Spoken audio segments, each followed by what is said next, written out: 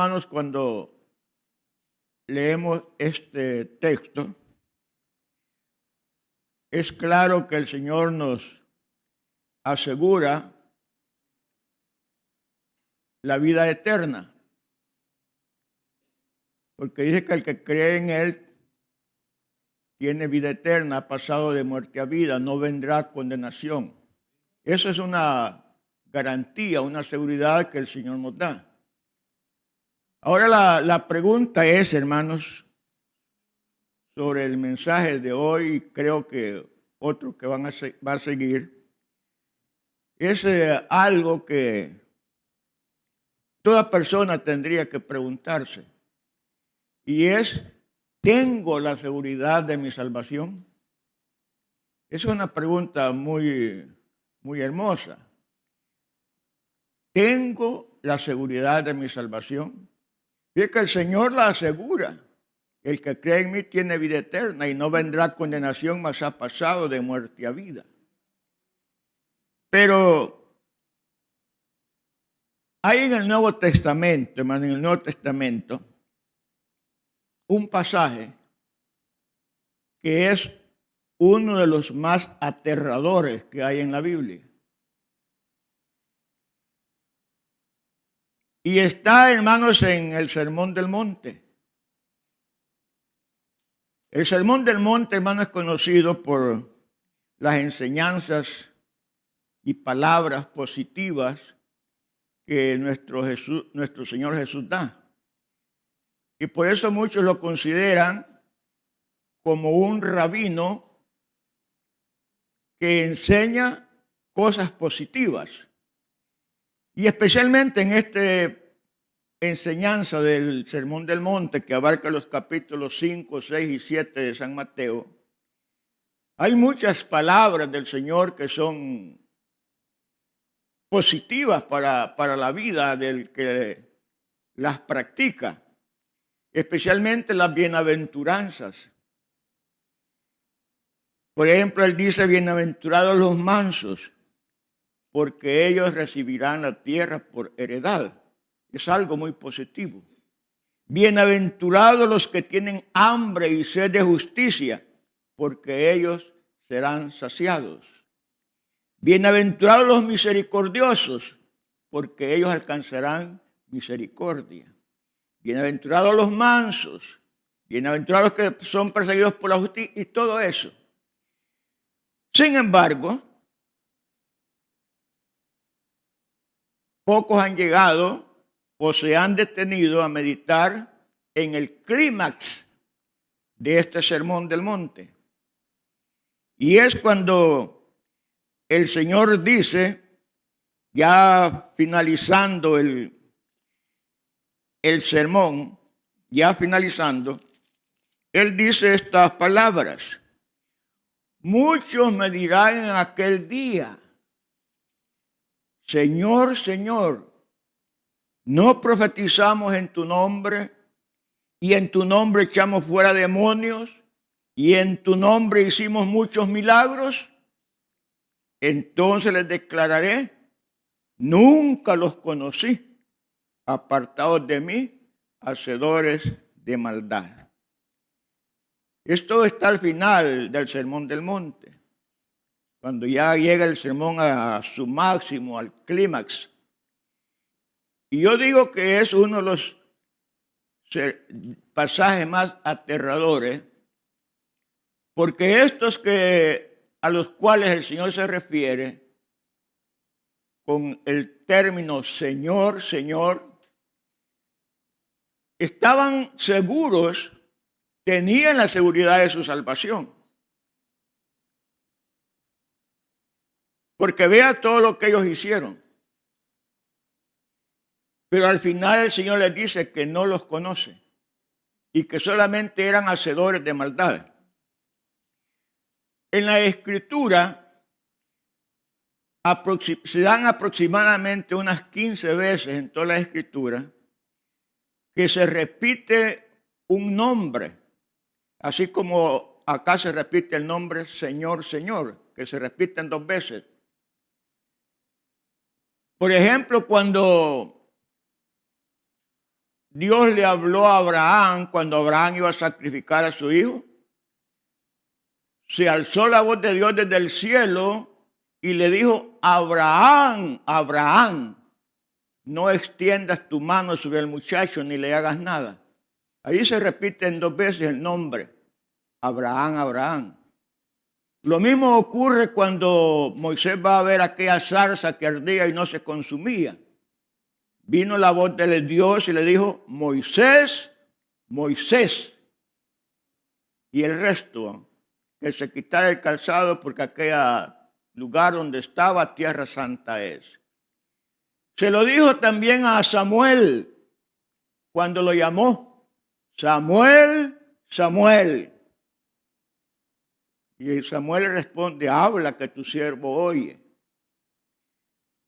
Se lo dijo a Marta: Marta, Marta, veo que estás muy afanada en muchas cosas. Se lo dijo a Pedro: Simón, Simón. Se lo dijo a Pablo: Saulo, Saulo. Pero la más dramática es cuando el mismo Señor Jesús le dice allá en la cruz a su Padre: Dios mío, ¿por qué me has desamparado? He repetido algunas de esas 15 ocasiones en que se repite en 2 veces un nombre, porque en la gramática hebrea, cuando se repite un nombre de esa forma, da la enseñanza de que entre esas personas hay una intimidad, una relación de intimidad, de amistad, de compañerismo. Y eso es lo que le dicen estos hombres al Señor aquí en el Sermón del Monte. Señor, Señor. Le están diciendo que ellos tienen una relación de intimidad con Él, de compañerismo con Él, de amistad con Él. Pero ¿cuál no fue su sorpresa cuando el Señor les dice: yo no los conozco? Apártense de mí, hacedores de maldad. Y vean, hermanos, que todo lo que esa gente había hecho, pues parecía, hermanos, de que estaban dentro de la voluntad de Dios. Se habían echado fuera demonios, habían hecho esto y lo otro, habían profetizado, se ha predicado en su nombre. Ellos estaban seguros de que el Señor les iba a abrir el camino a la patria celestial. Y más que se acercan con él, a Él, dándole esas palabras de Señor, Señor. Si nosotros somos amigos, nos conocimos, somos íntimos. Hicimos lo que tú nos ordenaste que hiciéramos. Apártense de mí, no los conozco. Por eso digo que es aterradora. Porque ir con esa confianza, con esa seguridad de que se iban a abrir las puertas del reino de los cielos para ellos y encontrarlas cerradas, tuvo que ser duro, tuvo que ser difícil no tener esa seguridad. Nosotros predicamos la seguridad de la salvación. Predicamos y enseñamos que aquel que ha nacido de nuevo tiene vida eterna. Tiene la seguridad de la vida eterna. Pero esta, hermano, siempre ha sido una doctrina controversial. En la iglesia, desde hace muchos siglos, ha habido controversia respecto a la seguridad de la salvación. Por ejemplo, la iglesia romana, en el siglo XVI, en el Concilio de Trento, declaró que nadie debe de estar seguro de la salvación, que no hay seguridad de la salvación para nadie, excepto para algunos santos excepcionales que Dios les haya revelado personalmente que tienen la seguridad de la salvación. Eso es lo que enseña la iglesia romana, que nadie tiene la seguridad de la salvación. Y como eso ya de muchos siglos pasó a algunas iglesias cristianas evangélicas. Entonces esa es una controversia. Porque dicen y enseñan hasta hoy que nadie está seguro de la salvación. Que el que piensa que tiene seguridad de su salvación está engañado, porque solamente se basa en ideas, en opiniones. Y ellos utilizan un texto en Jeremías que dice, engañoso es el corazón, engañoso y perverso es el corazón más que todas las cosas.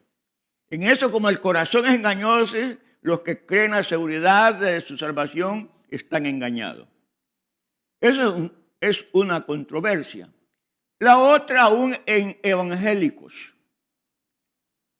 en cristianos, que dicen, bueno, hoy estoy seguro de mi salvación porque estoy cantando, alabando al Señor, estoy orando, estoy oyendo el mensaje, pero mañana no sé si la voy a perder o no. Así dicen muchos cristianos, que no están seguros de su salvación. Pueden estar en la gracia un día, pero otro día perder esa gracia. Entonces, ahí no hay, es otra controversia. Pero hermano, está la otra parte en donde dice que hoy estamos en gracia y que esa gracia la vamos a mantener hasta el día de nuestra muerte. Esa nos asegura la seguridad, nos da la seguridad de la vida eterna.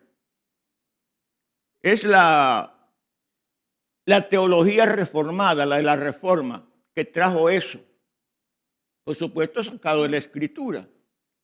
De que si hoy estamos en la gracia del Señor, esa gracia nos va a acompañar hasta el día de nuestra muerte. Allí hay seguridad de la salvación. Allí hay seguridad de la salvación. Sin embargo, para aclarar esto, el Señor pone o clasifica a la humanidad en 4 grupos de personas en la parábola del sembrador. Ahí nos aclara algo acerca de tener la seguridad de la salvación en la parábola del sembrador. Y dice así la parábola del sembrador, vamos a darle una leída que está en Mateo 13.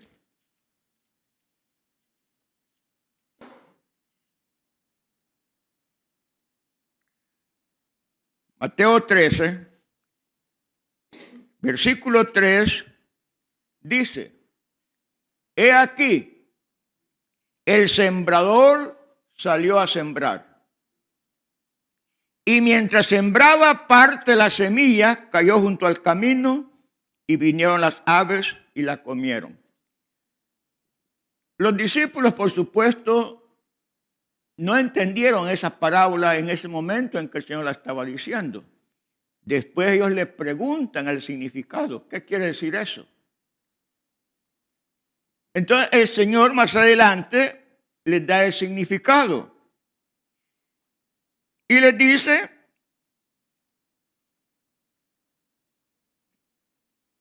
explicándoles eso que acabo de leer, dice, cuando alguno oye la palabra del reino y no la entiende, viene el malo y arrebata lo que fue sembrado en su corazón. Este es el que fue sembrado junto al camino, junto al camino. En aquella época, hermanos, para entender la parábola, el sembrador sembraba la semilla, lo que se llama al voleo. O sea, agarraba la semilla y la tiraba al campo. Alguna semilla se le caía ahí junto al camino donde la tiraba, otro caía por otro lado, por las piedras, otro caía en buena tierra. Y eso yo lo vi allá en El Salvador cuando sembraban, por ejemplo, frijolares. Solo agarraban la semilla del frijol, la tiraban en la montañal, después podaban allí y quedaba aterrado aquello y así nacía el frijol. Unos caen en piedra, otros a la orilla, otros, bueno. Pues el Señor les dice eso. Esta semilla cayó junto al camino y vino el malo y arrebató lo que se había sembrado. Estos hermanos que es el grupo de personas que cuando se habla del Evangelio no lo entienden. No lo entienden. No les produce a ellos, hermanos, ningún impacto. El que está hablando por hablar para él. No le produce nada en el corazón, no entiende la palabra. Esa persona es como que no haya oído nada. Entró y salió lo mismo. No le produjo ningún impacto en su corazón la predicación del Evangelio porque no lo entendió. Absolutamente no lo entendió. Entonces ahí no hubo, hermanos, ningún beneficio en esa persona. Entonces ese grupo de personas, dice, no les impactó el Evangelio, no les interesó. Y se fueron. Pero también, hermanos, les habla del otro grupo. Del otro grupo. En donde Jesús les dice, en el verso 5, parte, dice, de la semilla cayó en pedregales, donde no había mucha tierra, y brotó pronto porque no tenía profundidad de tierra, pero salido el sol se quemó, y porque no tenía raíz se secó. Ahora el Señor se las explica. Dice, y el que fue sembrado en pedregales, este es el que oye la palabra, y al momento la recibe con gozo, pero no tiene raíz en sí, sino que es de corta duración. Pues al venir la aflicción, la persecución por causa de la palabra, luego tropiezan. Ahora pone el ejemplo de cuando la semilla cae en piedra.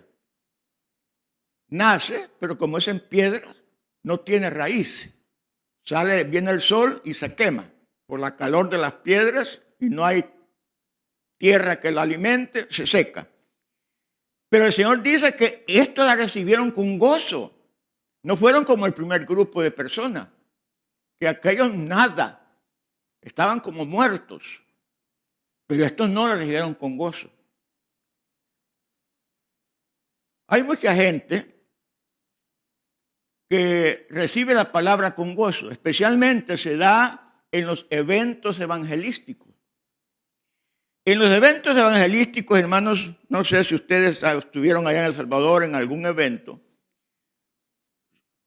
son hermosos. Llega multitud de gente, especialmente si se hace en un estadio, multitud de gentes. Y las iglesias que se encargan de preparar el evento evangelístico, pues lo preparan bien. Buscan un buen conjunto musical, alguien que cante bonito. La predicación, el predicador que va, pues predica hermoso. Y eso les produjo a los oyentes cierto impacto. Y algunos hermanos se sintieron movidos por lo que oyeron cantar, los cantos, las alabanzas. La predicación les conmovió y cuando se hace la invitación pasan cientos de personas adelante que aceptan a Cristo, levantan las manos y aceptan, y cientos y cientos. En algunos eventos se dice que son miles los que aceptan. Pero de estos que la recibieron con gozo, ¿cuántos verdaderamente se mantuvieron firmes en el Evangelio? ¿Fueron los miles que pasaron o fueron unos pocos? Por la experiencia me inclino que fueron unos pocos. No fueron los miles. Aquellos, cuando dice el Señor, cuando vienen las pruebas, las dificultades, que siempre las vamos a tener en el camino de la fe, se apartan. Dice, tropiezan, se apartan. No soportaron el calor de la prueba. Fueron como la semilla que germinó en la piedra, que no soportó la calor de la piedra y se quemó. Entonces, este otro grupo de personas, hermanos, solamente reciben la palabra por emoción. Se emocionaron. Hay gente que es bien emocionalista.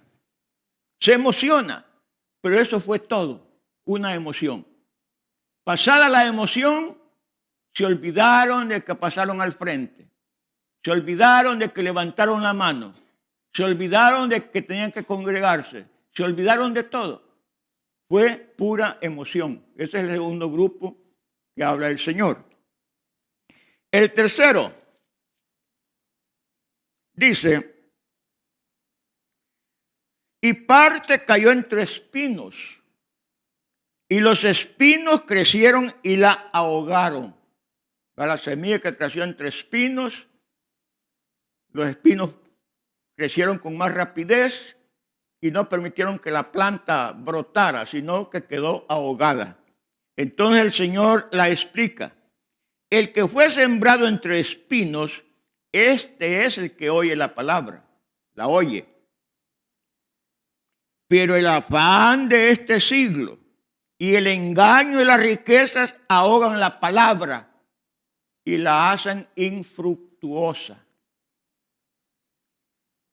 Estos que se siembran entre espinos reciben la palabra, dice. Pero estas personas de este grupo que reciben la palabra, dice que los afanes de este siglo no les hacen que esa palabra germine en sus vidas y lleve fruto. Hay gente, hermanos, de que va a las iglesias y acepta a Cristo, levanta la mano y pasa al frente. Pero ya después que le ha meditado, si yo sigo siendo cristiano, ya no voy a tener o asistir o tener los compromisos que tengo en el mundo. Tengo tal y tal compromiso. Siendo cristiano va a chocar contra esos compromisos que tengo con el mundo. Mi trabajo, que es un poco mundano, mis amistades, que son otras mundanas, mis parientes, que son otros mundanos, y estoy relacionado solo con eso. Ya no me va a permitir estar con ellos. Llevar esa vida. Entonces, los afanes mundanos no permiten que cuando oyó la palabra, esa palabra creciera en ella, germinara y diera fruto. Entonces, ese es el tercer grupo de personas que, aunque hayan aceptado, hayan levantado la mano, porque levantar la mano no significa ser salvo. Ya lo vamos a ver. Lo levantaron, pero el mundo los ahogó. Prefirieron más el mundo que vivir una vida de santidad. Ese es el tercer grupo. Pero viene el cuarto grupo. ¿Ya bien? Dice, pero parte de la semilla, o sea, de la palabra, cayó en buena tierra y dio fruto. ¿Cuál a 100? ¿Cuál a 60? ¿Y cuál a 30 por uno? El que tiene oídos para oír, oiga, dice el Señor. Ya se oyeron los cuatro grupos. Pero de esos cuatro grupos de oyentes, solo uno, solo el último. Y es el que dice el Señor. Mas el que fue sembrado en buena tierra, este es el que oye y entiende la palabra y da fruto. Y produce a 100, a 60 y a 30 por uno. Ese cuarto grupo de personas es el que entiende la palabra.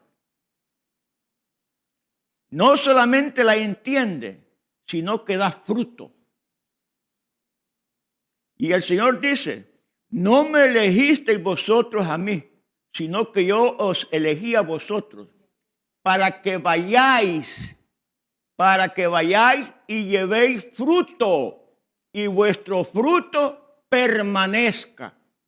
Eso es lo que busca el Señor. Entonces, de estos 4 grupos, esos 3 grupos primero, aunque digan que tienen la seguridad de la salvación, la Biblia no se los aprueba. Está el 4º grupo.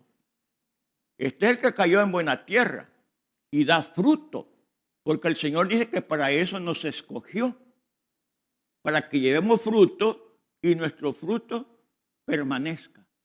Y nuestro fruto permanezca.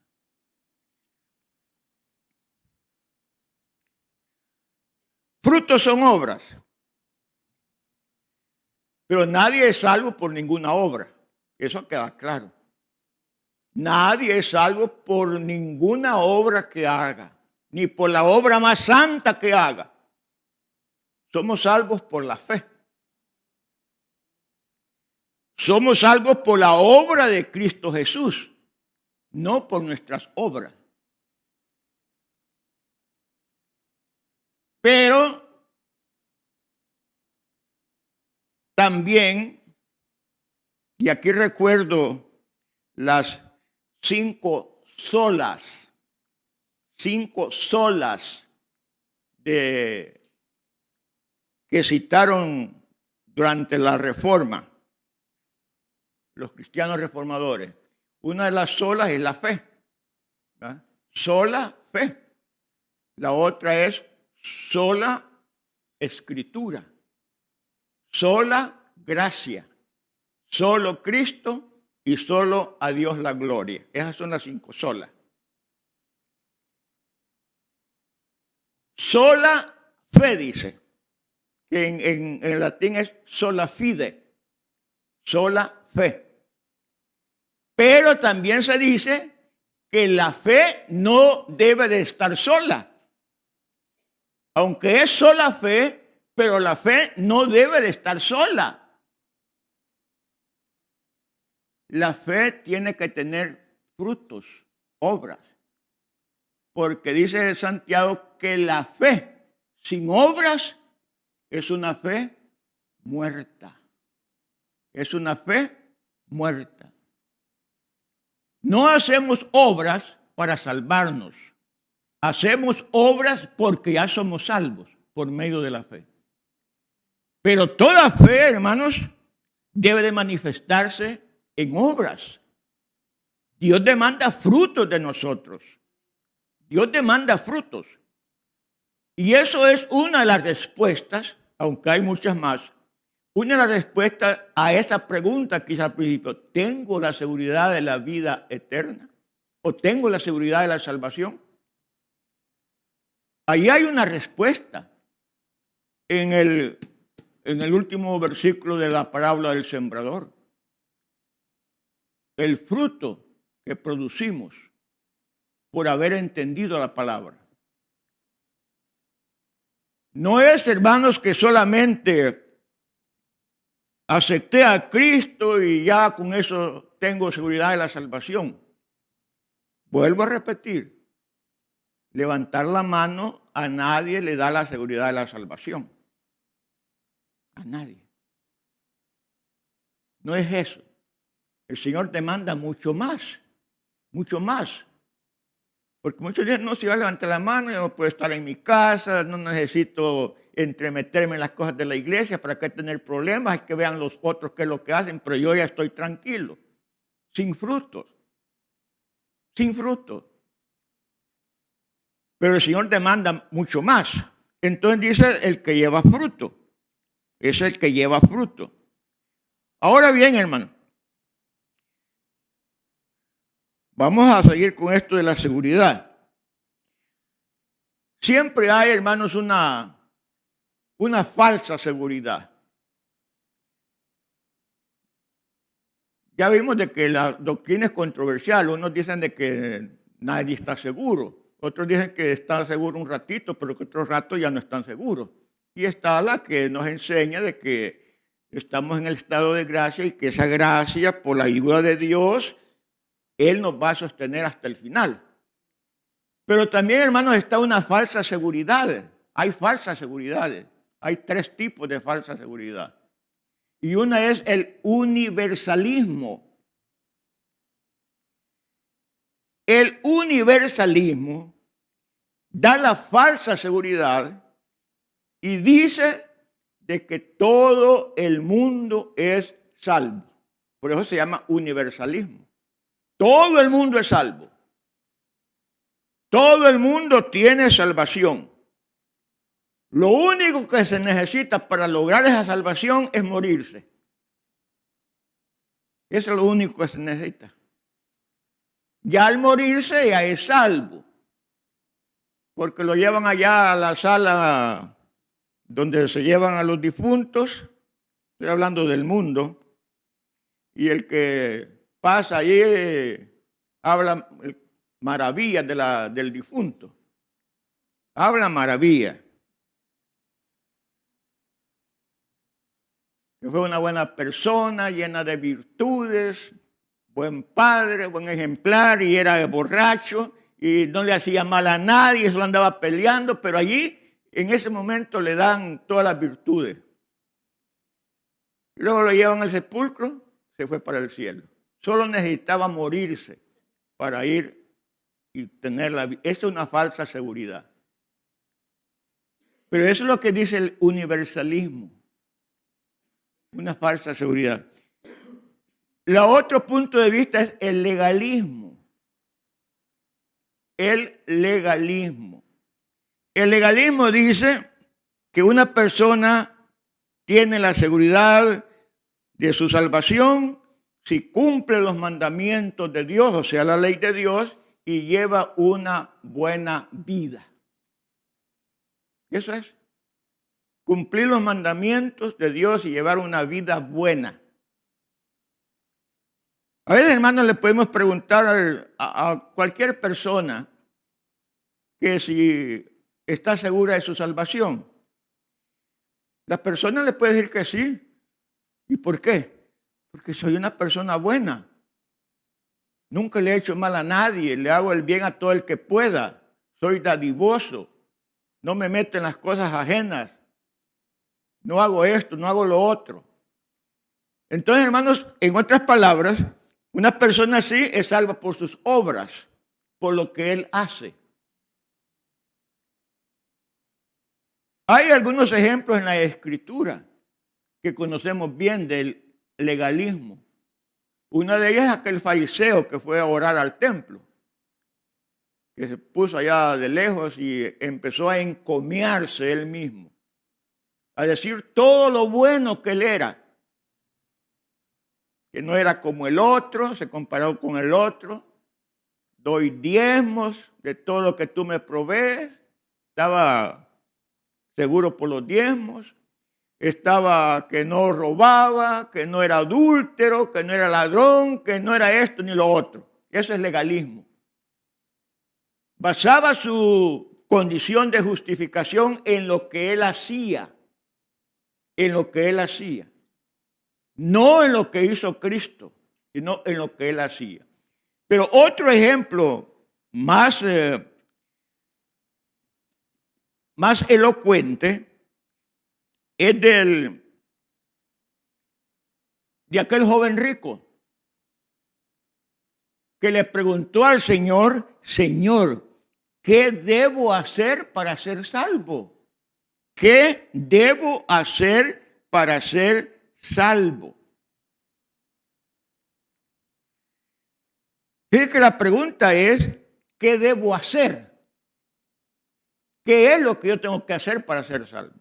Obras, legalismo. El Señor le dijo que guardara los mandamientos y le mencionó los mandamientos.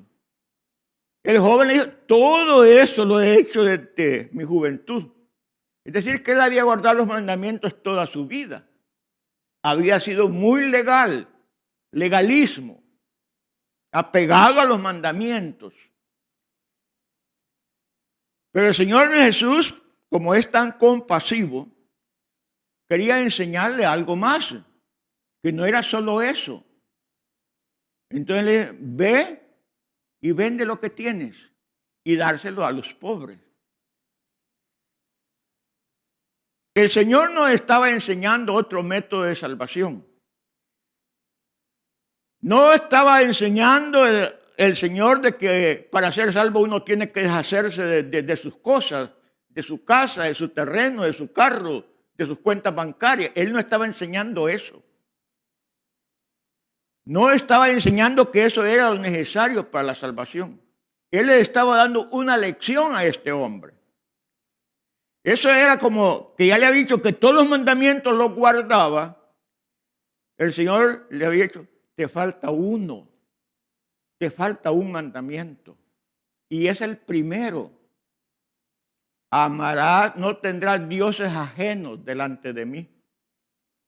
Ese es el primer mandamiento. No tendrás dioses ajenos delante de mí.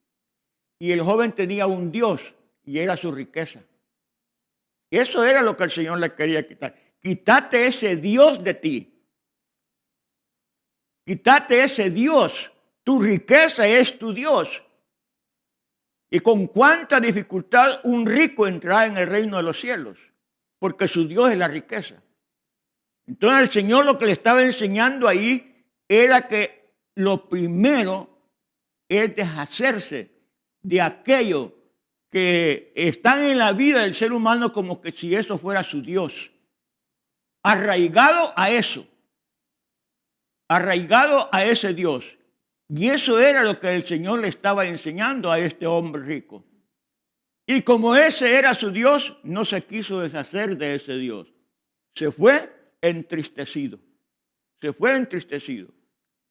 Porque no tendrás dioses ajenos y luego dice, amarás al Señor tu Dios con todo tu corazón, con toda tu alma, con toda tu fuerza y con toda tu mente.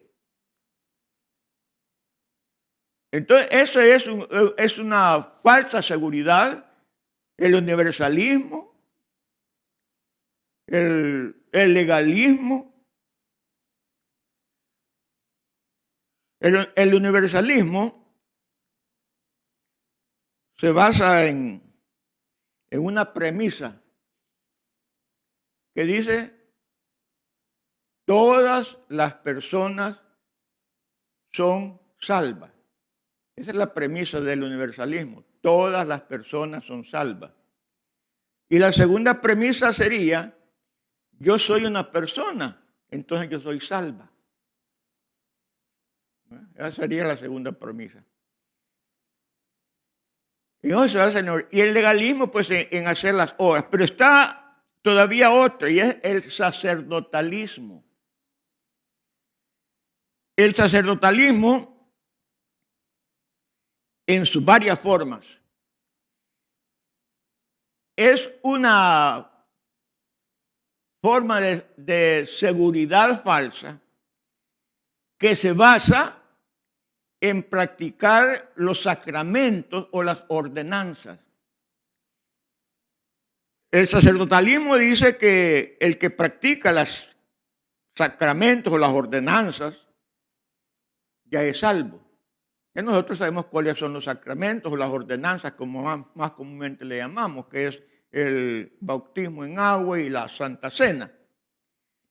Pero dentro del sacerdotalismo, los que practican estas dos cosas tienen la seguridad de la salvación.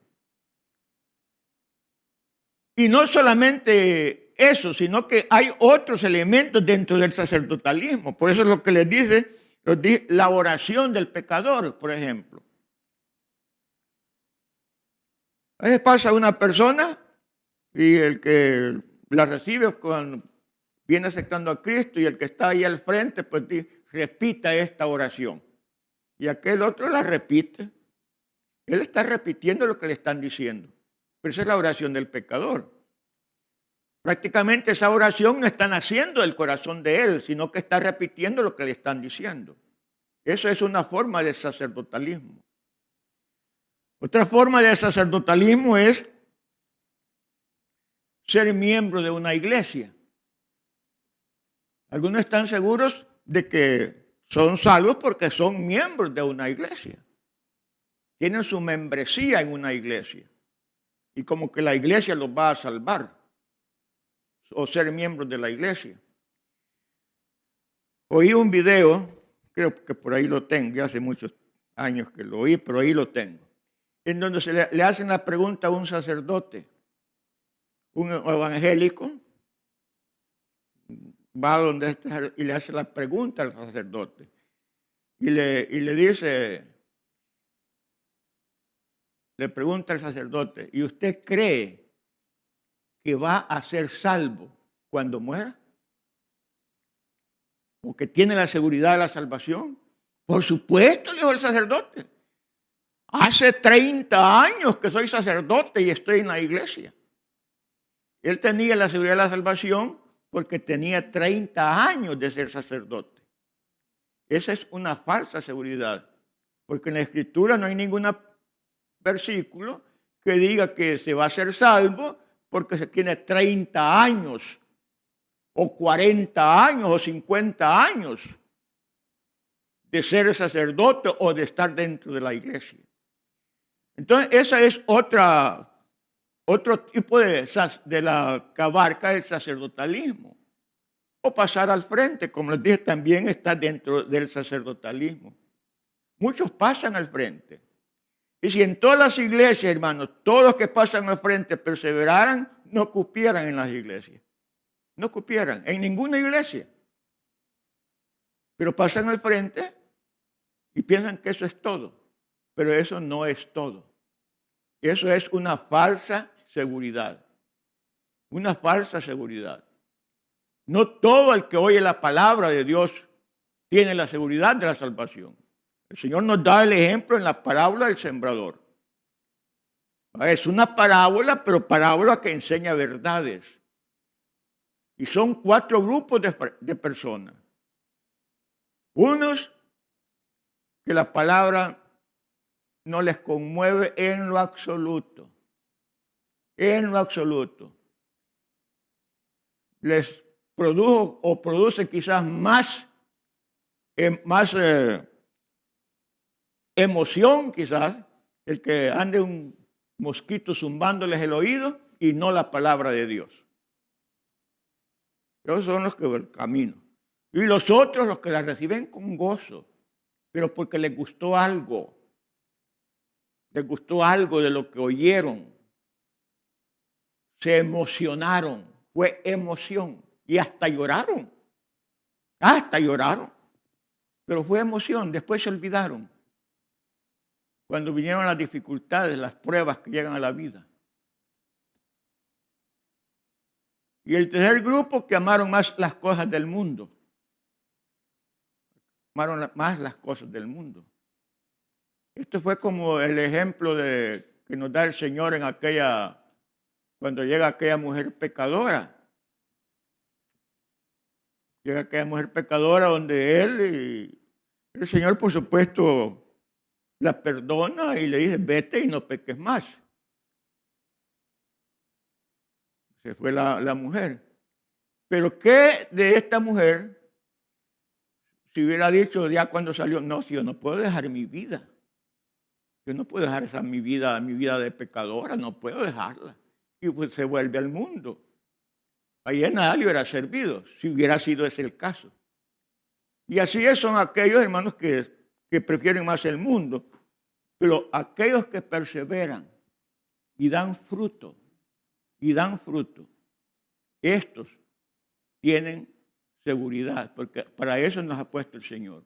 Pero vea que el Señor no exige el mismo fruto de todos los cristianos. No todos damos los mismos frutos. Unos dan más frutos que otros. Porque unos dan 100 semillas por una semilla que se sembró. Otros 60. Compáralo con una mazorca de maíz, unas mazorcas que salen bien llenitas. A otras mazorcas le faltan unos renglones, hay unos pedacitos. Y otras mazorcas solo la puntita tienen de maíz, lo demás es olote. pero dieron más que la semilla que se sembró. Dieron más. Dieron más. Entonces, hermanos, ahí está la pregunta. Estoy seguro, tengo la seguridad de mi salvación. Tengo la seguridad de mi salvación.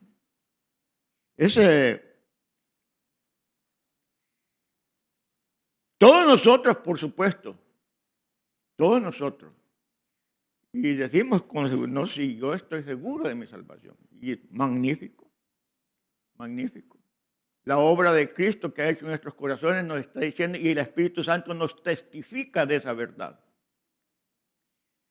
Pero no todos, hermanos, no todos. Que muchos se jactan de su salvación, pero por su fruto los conoceréis, dice el Señor. Ahí no hay para dónde escaparse. Porque no son las palabras, son por sus frutos los conoceréis. Y no todo el que me dice Señor, Señor, no todo el que me dice Señor, Señor entrará en el reino de los cielos. Sino que después dice, sino el que hace la voluntad de mi Padre que está en los cielos. Entonces, hermanos, no es simplemente, como dije, pasar al frente, no es simplemente levantar la mano, no es simplemente sentir una emoción, sino que hay, hermanos, caminos que el Señor nos señala que nosotros debemos de seguir. Él nos dice tomar su cruz cada día. Cada día debemos de tomar la cruz del Señor y seguirlo. El Señor dice, sígueme. A ese joven rico, cuando después que le dijo que no tendrás dioses ajenos, aunque no le dijo esas palabras, pero eso es lo que le quiso decir. No tendrás dioses ajenos delante de mí. Deshate de tu Dios, de tu riqueza, y ven y sígueme. Este es seguir al Señor. No era que solamente se iba a deshacer de la riqueza. No es solamente que se iba a deshacer de su Dios, sino lo más importante era que tenía que seguir a Jesús. Tenía que seguirlo a Él. Y el Señor nos ha llamado con ese propósito, hermano. Que le sigamos a Él. Que le sigamos a Él. Que si nos ha llamado, hermanos, no nos ha llamado para que seamos como esos tres ejemplos de los primeros tres ejemplos de la parábola. Sino que quiere que seamos como el cuarto ejemplo. Que perseveremos, que crezcamos y que llevemos fruto. Y que ese fruto permanezca. Permanezca. No es un fruto, hermanos, que se va a desprender del árbol y se va a podrir y ya después ya no va a dar ningún otro fruto. Sino que el fruto debe de permanecer siempre. No una temporada. No una temporada. El Señor nos ha llamado para que llevemos fruto y nuestro fruto permanezca. Esa es ya una seguridad. Pero no hemos terminado hoy. Hasta aquí voy a llegar y vamos a continuarlo en otra oportunidad. Vamos a continuar para que sigamos viendo quién tiene la seguridad de la vida eterna. ¿Quién tiene la seguridad de la vida eterna? Por supuesto, hermano, que esto no es para que usted se preocupe y esté diciendo, y tendré yo la seguridad de la vida eterna, porque ahí ya está entrando en la segunda categoría de la inseguridad. Nosotros tenemos que tener la seguridad. El Señor nos dio esa palabra. Esa palabra, el que cree en mí tiene vida eterna y no vendrá condenación, mas ha pasado de muerte a vida. Ya estamos en vida. Pero el Señor nos da ejemplos que nosotros debemos de vivirlos para en realidad tener esa seguridad. Porque muchos no viven lo que el Señor nos está demandando. No vive eso. Y el Señor quiere, hermanos, que eso haya en cada uno de nosotros. Porque no es solo decir, no, si yo tengo 40 años, como dijo el sacerdote, 40 años de ser sacerdote, o 30 años, eso no lo salva. Es una falsa seguridad. Somos limpios por la sangre del Cordero. El Señor ha perdonado nuestros pecados. Pero verdaderamente vamos a demostrarlo con la vida que nosotros llevamos delante del Señor. ¿Verdad? Hemos demostrado de que verdaderamente hemos nacido de nuevo y que somos una nueva criatura en Cristo Jesús el Señor. Amén, hermanos. Dios les bendiga.